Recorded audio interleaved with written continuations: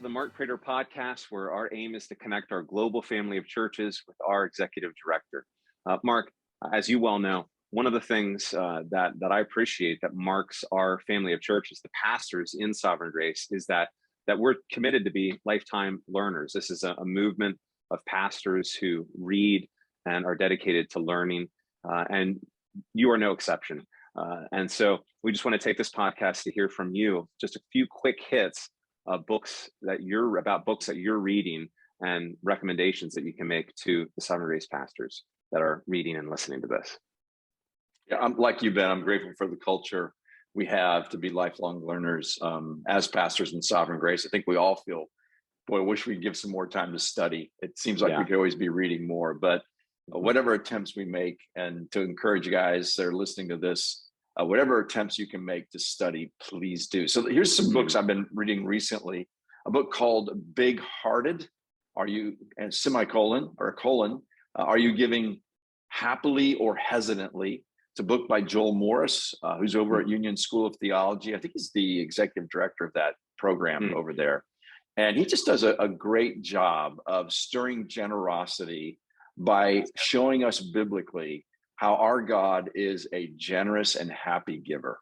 And so when we are generous and happy, we're actually reflecting his character.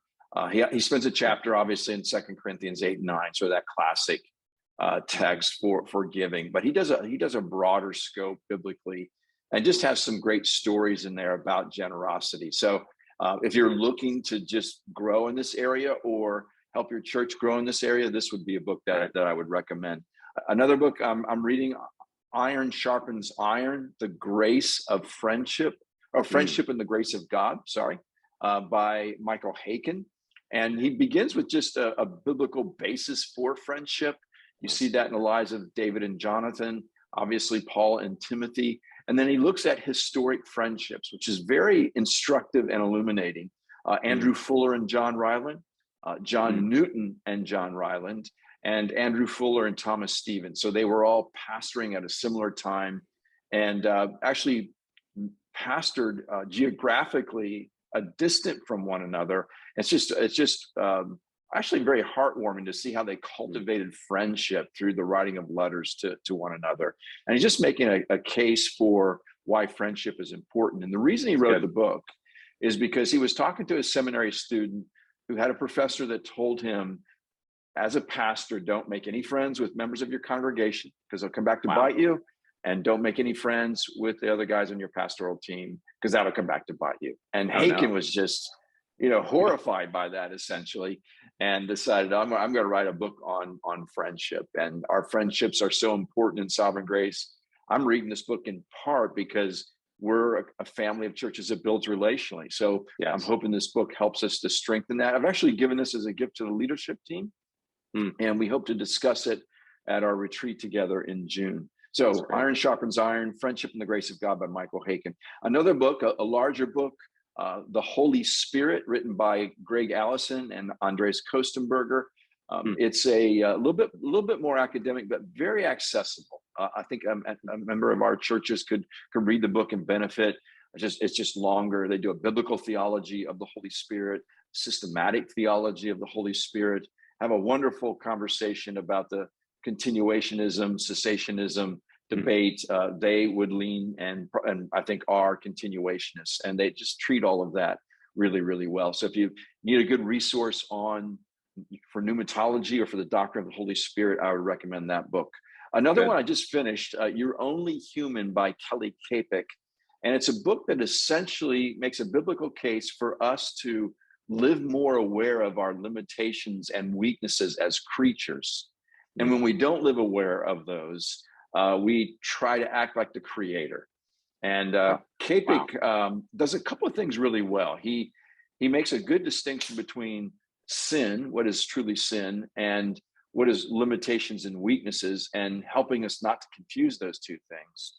But from a practical standpoint, he really makes a case that when we don't live aware of our limitations and weaknesses, it causes this anxiety in our lives. It causes us to feel rushed. It feels like we never get anything completely accomplished, that we're always working.